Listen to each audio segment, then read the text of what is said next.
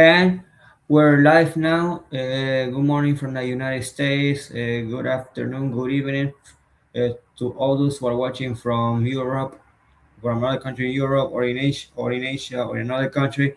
Welcome to my sports YouTube channel, Sig David Sports, when I normally do sports reviews about basketball, boxing, football, and other sports. And I also do chats or interviews with athletes and sports related people.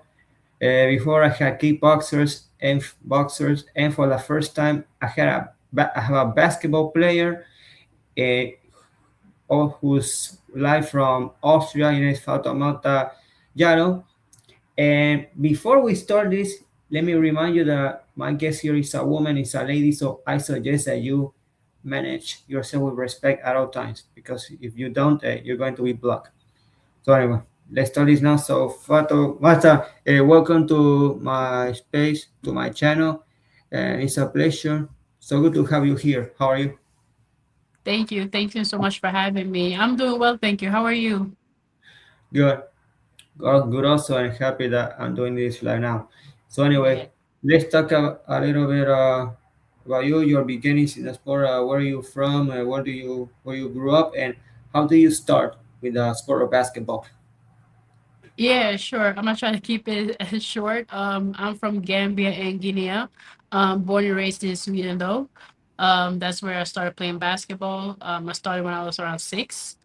Um, and then I was at the same time also doing track and field. But at some point when was getting a little bit older, I had to choose between basketball and track and field because I couldn't do both of them obviously at the same time. So I decided to continue with basketball. And yeah, I just continued playing there, and then until high school, I decided to.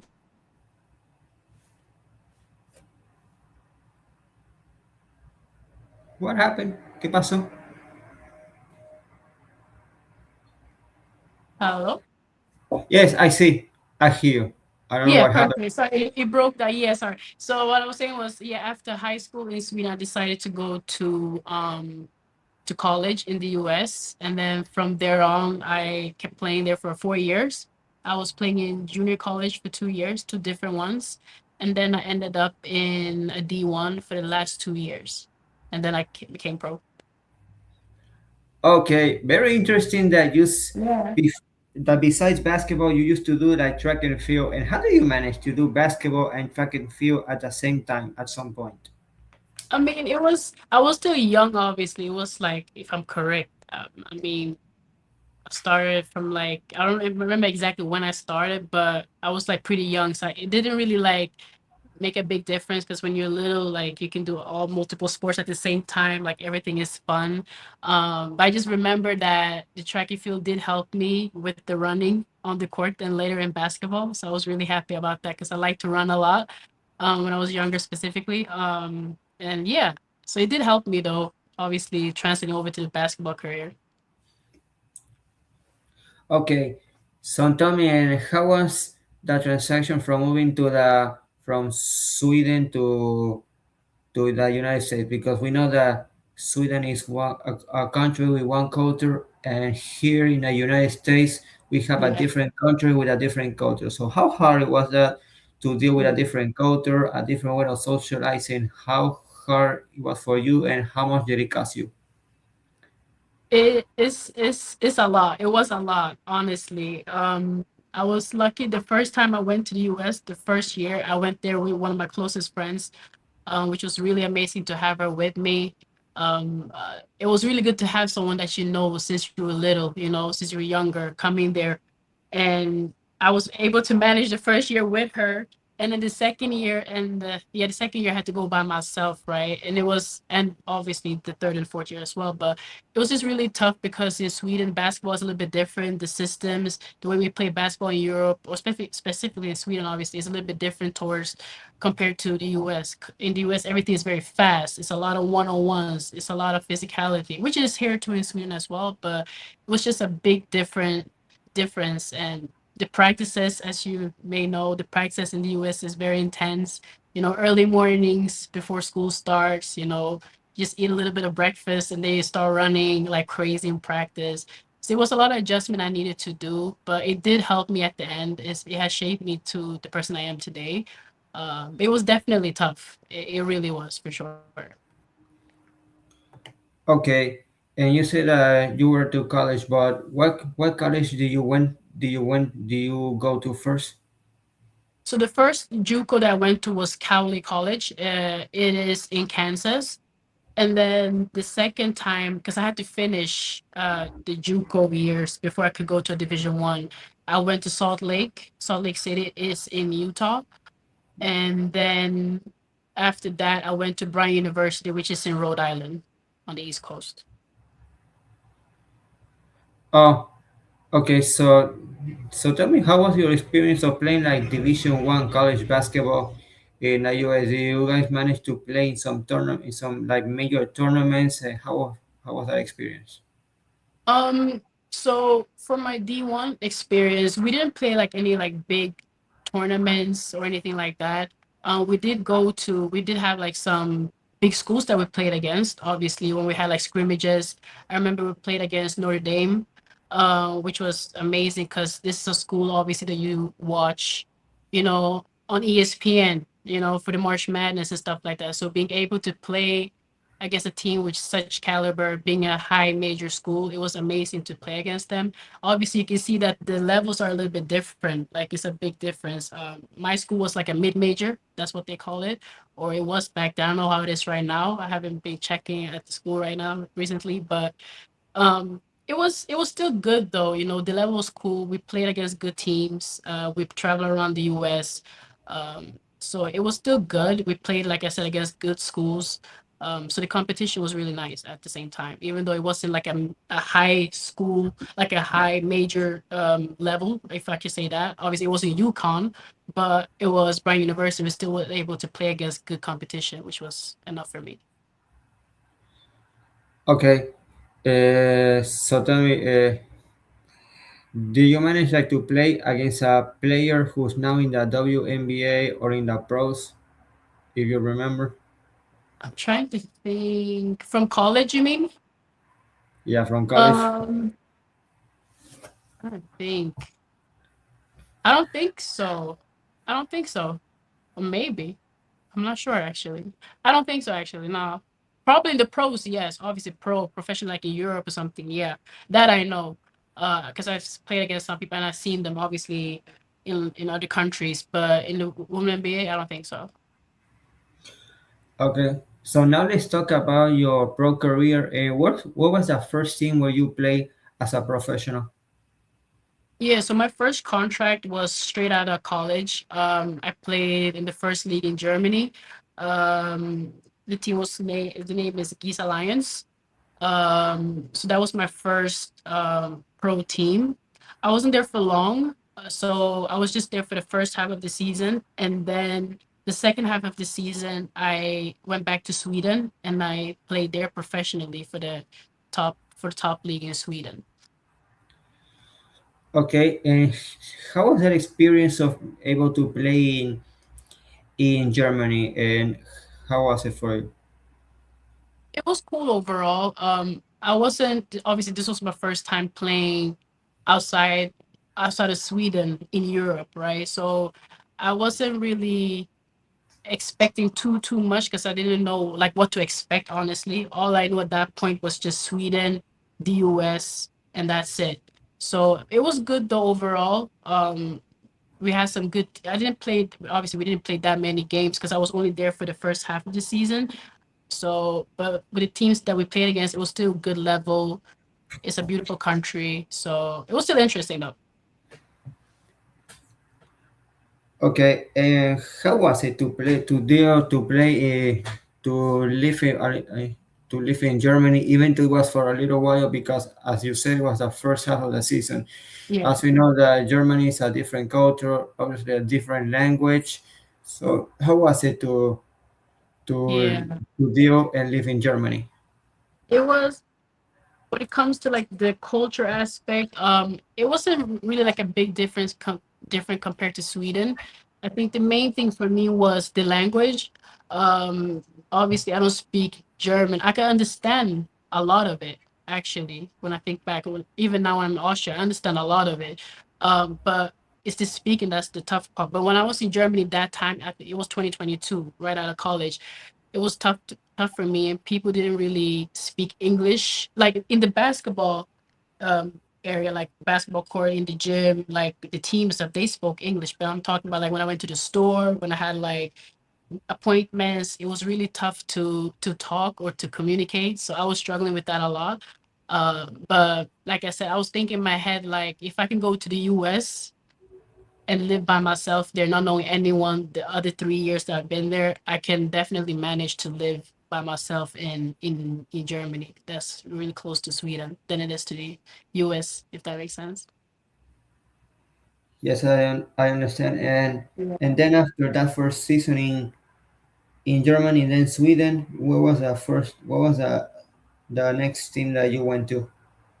So I was in Sweden for that 2022, the rest of that season. And then I think, if I'm correct, I was there for the other 2023 as well, or 2022, this other half of the season, like in September. So, and then if I just fast forward, 2023 summer, that's when we had, I went to the national team. We had team gathering, obviously, because of the Afrobasket. So during that time, obviously, I was playing professionally in Sweden, and then during the summer 2023, that's when I had um, to the Afrobasket.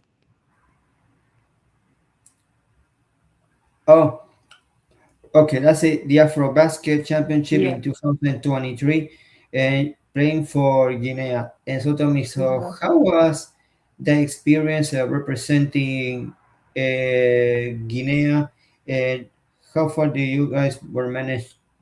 How far do you manage? You guys managed to go? Do, Um, for that Afrobasket, we did well of overall. We came to quarterfinals, so the top eight, which was amazing. It has been like many years since Guinea came, like the women's side, were able to reach that position. It was really good. Before 2023, obviously, I also played Afrobasket 2021. It's every 2 years. I forgot to mention that. And sadly, 2021, we were in the last position. So out of 12 teams, sadly, we were the 12th team. So 2023, we were able to win against Angola. It was like an amazing game, really good game. And Angola is such a good team as well. We were able to win against them, and then obviously we got the eighth spot. So it was really nice. And playing for your home country is such a blessing, and it's such a different feeling than playing professionally in other countries. But being able to put that jersey and having the country, and having the name on your back and representing a whole country is an amazing feeling. okay, and after that, in the next in these last 3 years, in that 2023, 2024, what team do you play for? Let me think. I feel like I've been traveling a lot lately, so it's been my mind is like all over the place. I'm trying to think, but so there was a time, obviously, I was in Cameroon. I believe it was 2024 in May. I think I decided to go to Cameroon to play. It was just like a 1 month contract, because they had like a championship that they had to do in Africa. And so I was contacted, and I went there for a month, and that's where I won my first championship. And that was in Cameroon. So I was really excited about that and really happy, because obviously it's a big thing. And also winning your first championship, in Africa overall. Even though I'm from Gambia and Guinea, I see Africa overall, the whole continent, as still like a place for me as well. So I was just happy getting that championship in Cameroon, and that was in 2024, if I'm correct, in during from May to April, May, if I'm correct. Um, and then yeah, that's like the highlight that I had for that year. Anyways, the best thing that happened that year, basketball wise. Okay, and in and last year, what team do you play for? 2025. 2025, I went I went 2025. I went to Iceland, and I was there. So the first I went, I had two different teams. 2025, the 2025, 2020, 2024, 2025 season. Excuse me. The first team I was in a team in Reykjavik. And then sadly I had some health conditions. I was not able to continue with that team. I had to go home, and then rest a little bit, obviously. And then I was able to re-sign with another team in Iceland, but in another city. So basically I was in Iceland from the 2024-2025 season. Oh wow, very nice. So you managed to Yeah. play in Iceland. So Yeah. tell me, how was that experience to play in Iceland? Because you know that Iceland, different country, also different culture, and you Yeah. play in a different league. So how was Yeah. that experience for you? Iceland was, it was different because I honestly I never, there's certain countries you think that you might not go and play there. It's just like it's not on your mind really. It's an opportunity, of course, but it's not something you think like I want to go there right away. So I wasn't really thinking that I would end up in Iceland, but I did. And to be honest, it's a nice league. It's a really nice league. I met some really cool people there. The only thing is that I'm really used to the cold because I'm from Sweden, obviously born and raised there. But Iceland during the winter, it was a whole different. It was a game changer for me. I was not expecting it, so it was really tough to adjust with the weather. And another thing is obviously it's one of the most expensive countries I've been living in. It was very expensive. So that was the main thing, the weather and the obviously that it's expensive to live there. Okay, and how was? Uh, um, okay, I can see. And let's talk a little bit for a minute about what was it like to play in Cameroon for a month. When you say yourself that was your first championship that you won, and you Yeah. know that Cameroon it was like a new country to Mhm. you so far. So what was it like to live and play in Cameroon in that period of time?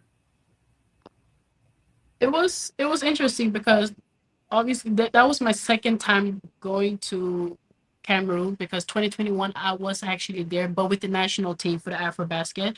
So it was just really fun to see like how everything just comes back. And then 2024 I'm able to play there, even if it's just a month. It is still a lot, obviously, because it's very intense. You practice every day, you have games all the time.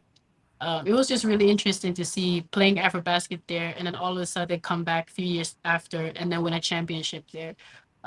Obviously, the conditions there is very different to what I was used to. It's one thing to go there with the Afrobasket, with the national team, just for a tournament and that's it. But being there and practicing and playing there as if you're in like in season, is totally different. With the environments, with the court, with the gyms and all that.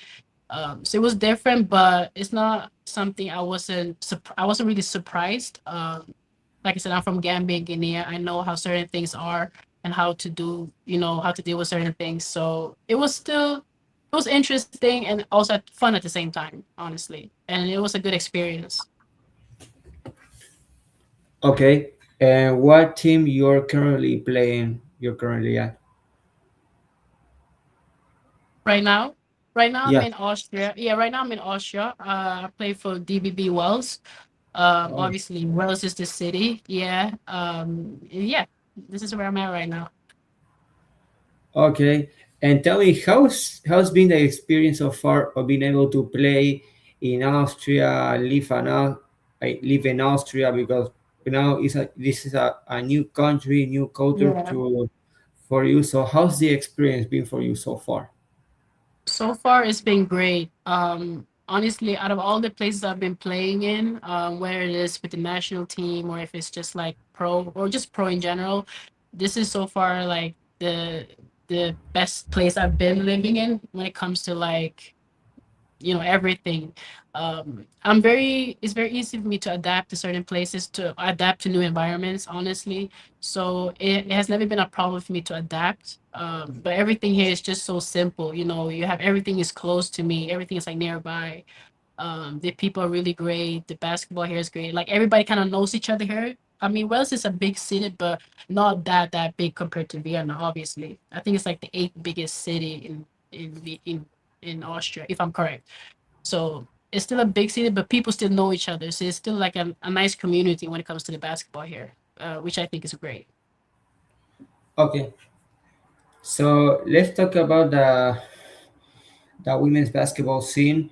How do you Hmm. see the women's basketball scene, not only in Africa but in Europe and worldwide? Do you see it growing? You see it prospering, is progressing, that is developing more? How do you see it? Um, Definitely progressing. If you just say basketball for the women's basketball as a whole, definitely it's definitely evolving for sure. We're seeing a lot of more players, like young players, getting recognition, whether it's in Europe, whether it's in the US, or if it's in Africa. Obviously, specifically in basketball, Europe has always been big overall. Obviously, certain countries have less basketball interest, and that's just what it is. But one thing I do want to highlight for sure is the African basketball for the women's African basketball has definitely been growing a lot.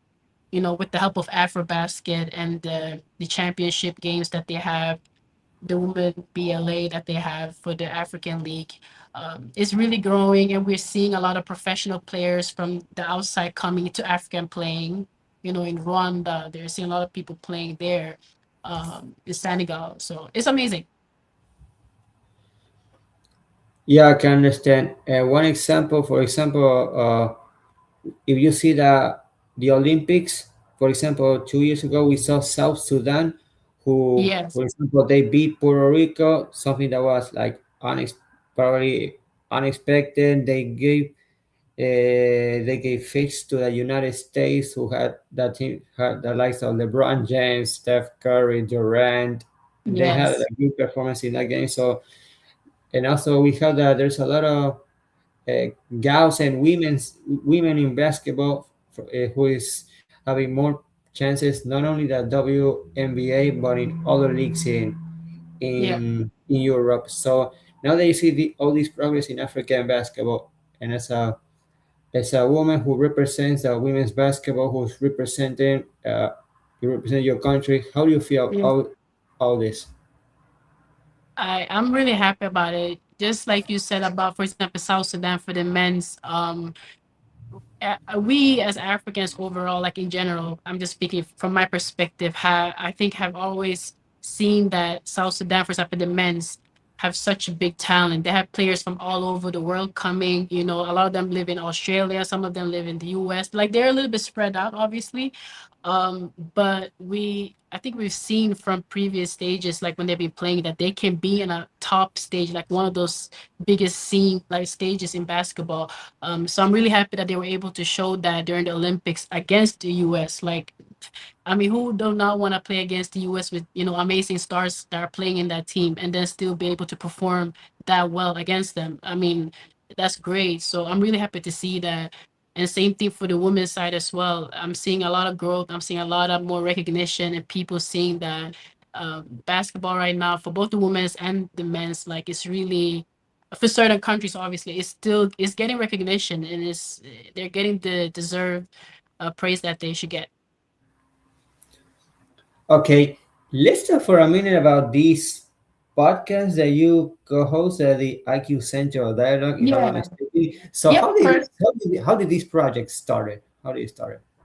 Yeah, so there's like basically two. I have like two different projects, but they kind of like together at the same time. One is Basketball IQ Central, where I'm a part of like the girls mentorship program. So I talk with a lot of the girls in Gambia, giving them advice, whether it is they want to know about the journey to become a pro, like what you should think about, um like when it comes to basketball, the basketball aspect, and just like in general what you should think about before going into the pro, or what you need to work on. So that's one thing right there with the girls mentorship program. And then I have the IQ Central Dialogue, which is another, this is like a podcast where we highlight mainly Gambian basketball, because we feel like we as, because it's mainly Gambians, it's only Gambians doing this podcast. We want to highlight the Gambian basketball because I mean I feel like if we don't, or someone else that is interested in basketball in Gambia, then no one else will, because Gambia is such a small country, right? It doesn't get the recognition; it gets overlooked sometimes.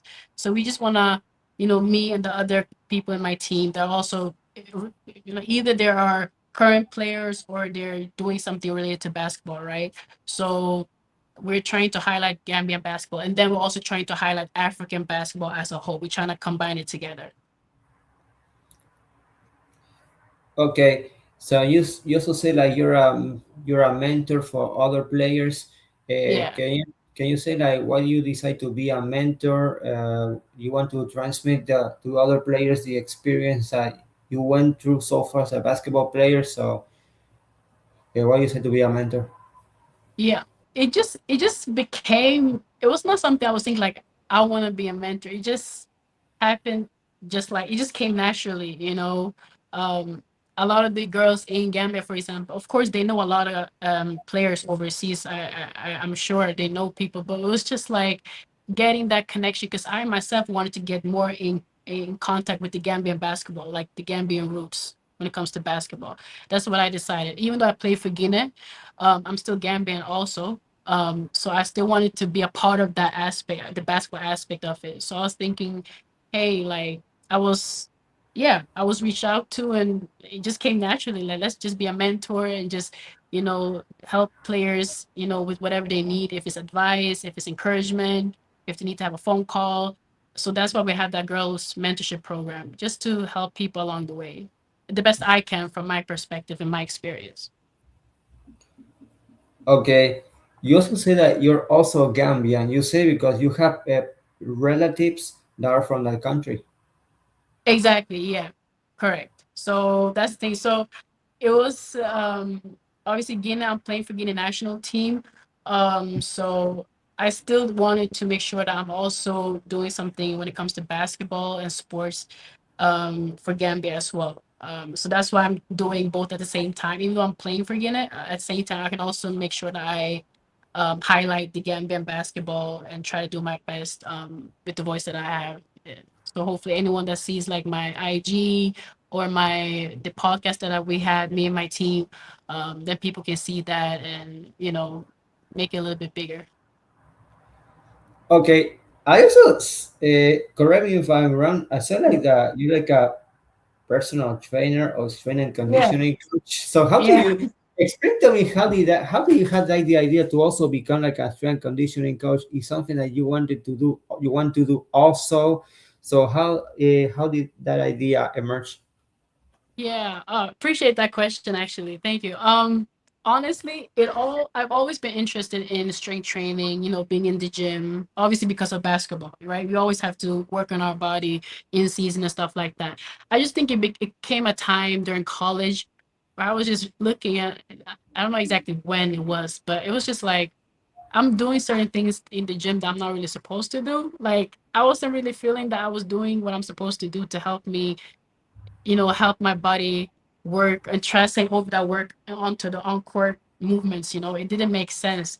So at one point I was like, let me just do my own work. So I already knew, obviously I wasn't back then during college, I wasn't fully educated with all the movements, the muscles and everything. So I was just going with the flow, but I still knew what I was doing. So then obviously I decided, um, I think it was like 2 years ago, I'm like, let me just become a personal trainer, right? Like, let me actually do this and let me study for it, as well as a nutritional advisor, right? And then I just studied, and I got that done within 6 months, I believe. And that's when I realized, because I really want to, at one point, I will stop playing basketball, obviously. So I still want to be a part of the sports, a part of the game. So obviously, if you're a strength trainer, you're a personal trainer, you can still work with athletes somehow. So that's like my next step after my basketball career for sure. Okay, that's a very interesting career. So Yeah. So you pretty much you see yourself as a strength and conditioning coach after Yeah. your basketball career is over. Yeah, at least one of the roles for sure. Yeah, since I'm doing it right now, I'm working as a strength coach here for the U teams here, here in Wales. It's amazing. It's a nice feeling being able to help players, especially younger players, and give them advice, certain advice that I didn't get when I was younger, for example. So I think it's really nice to be able to help people, not specifically basketball wise, like on basketball practices, but like behind the scenes when it comes to just your body, improving your body and your health. Right, I understand. And what do you think is like the biggest challenges or the most difficult part of your job as a strength and conditioning coach? I think honestly, I think it's the obviously I'm to be honest, I'm lucky now because if I didn't have basketball as a background, as an experience, it would have been extra tough for me to be able to work as a PT or a strength coach because of the client base, right? Because everything is about like, selling, putting your name out there, like promoting. So obviously overall that I think will be like it's like the hardest part. Luckily I do have basketball and I know a lot of people from basketball that I can, be like, hey, I'm a personal trainer, I'm a strength coach. If you need help, if your kid needs help, just call me and we can figure something out. Like that's amazing. But sometimes I think it's also hard to find people that would like to train with you as well, because obviously everything is online now. Everything is on social media. If you Yeah, want to get a workout, you can just type like ChatGPT, like what workout should I do? So I think that part is kind of hard sometimes to find yeah. clients, and then because everything is on the internet. But other than that, I think basketball and the sports in general has really helped me as a coach with communication. So I really think, other than that, everything is pretty cool, honestly. So far, anyway. So far, so good. I see. Yeah. And as a pro basketball player, what do you think is the hardest part or the biggest challenges? Able you have to play while being away from your Yeah. loved ones, missing probably some important events like family events. What do you think are the biggest challenges or the one of the hardest parts or things? I think just like you said, honestly, missing the important parts of other people's lives, whether it's birthdays, if it's weddings, stuff like that. And also, you don't really think about it. Me personally, from my perspective, like for me, basketball, it's a lot of things happening. Time goes by really fast, but sometimes it goes by really slow at the same time, if that makes sense. So for me, every day looks the same. But when I look back, everything is like different. You know, when I'm coming home from college, like for me, everything was the same for me. I'm talking to my family, I had my routine. But when I came back home to Sweden, I felt like a stranger in the beginning because I'm like, wow, I've been gone for so long. But it's just crazy. So, missing time with friends and family, and also the mental aspect of the game. Everybody sees basketball and sports just as sports, but there's a whole mental game, like the behind the scenes, the hours that you put in, the early morning, the late nights where you're just grinding, trying to get your shots up, shooting. If you have a bad game, stuff like that. So it's very mental as well. And I think the mental aspect of the game and the struggles athletes have while being away, it gets overlooked sometimes, but it's all part of the process. It's a part of the game. It's all about just learning how to deal with certain things and yeah, get used to certain things. Uh, okay. And tell me, what do you think like it should happen to it should happen so the game of basketball, so women's basketball can grow more, not only in Africa but worldwide. I think obviously it's already happening right now. A lot of people are getting more, like a lot of teams and leagues are getting recognition. But definitely the people that have the profile for it, that has a lot of followers, whether it's on social media, that those people, whether it's artists, like famous people, or if it's other fellow pro athletes in the game, like just being able to help and reshare certain things and help promote the women's basketball along the way. I think that would be very helpful. And a lot of people are doing it right now. We're seeing a lot of men's player coming to support women's teams when when they be playing games. Like just stuff like that. It might be small for some people, but it can mean so much more for people like for women's team, like women's players that want to get recognition. But yeah, basketball is evolving. It really is. We're a part of a big change right now. Okay, and do you think that in some aspect, like in some aspects or to some point, like social media help with the growth of basketball, or do you think it has helped with the growth of sport? Definitely, for sure, for sure. It really has. It really has.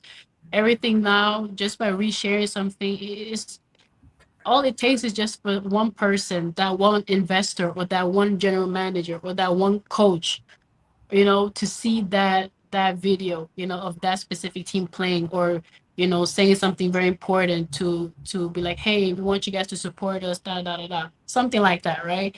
It just takes that one specific person sees it, and with everything going by so fast on the social media and the internet, like anything can happen anytime. That's why social media is such an important, it can be good and also dangerous at the same time. So it's very Yeah. important to know what you put out there, of course. So it's very dangerous because everything can be misinterpreted. So it's very important uh to be wise about what you say and do on social media, especially as pro players, because what we put out there on social media will also reflect us as pros when we're playing, so we got to be careful. But it definitely plays a big part for sure. Oh, okay. And I forgot to ask in the beginning, but I'm gonna ask it now. Mhm. No, growing no up, worries. growing up, when you playing basketball, growing up, what basketball players like do you like to watch? Oh, I have. So obviously, when I was a little bit younger, I mean, I am still Dwayne Wade, Allen Oh, Iverson. Those two, yeah, those two were and are my favorite players for sure. Obviously, now I have like, or not only them, but I have some other players for sure. But those two were like my go-to players, for sure. oh, Yeah, oh man. I amazing. used to watch. Yeah, I used to watch Iverson. I was 10, 11 years old, so I have an idea. Yeah, it's really cool. Like till this day, I'm watching like obviously on YouTube. I'm just watching like Allen Iverson crossovers, like left and right. I'm just watching his videos sometimes, just randomly, because it's just such an amazing game that they were playing. And it's fun to watch. Yeah. Okay, and what players like do you like to watch now? Right now, I'm very into the women NBA. When the women NBA is when they're in season, obviously I'll be watching their season like full on, like 100%. Other than that, I do watch a lot of EuroLeague and Euro Cup, a lot of European basketball for sure. I think that's really nice. I think obviously I watch like the other teams like in Sweden and stuff like that because that's where I live. But mainly EuroLeague and women NBA. That's like my go-to. I don't really watch a lot of men's like NBA. Before I was watching NBA a lot, like hardcore. I was up like 3 a.m. in the morning ready to watch it. Wow. And yeah, like I was like really like I want to watch NBA.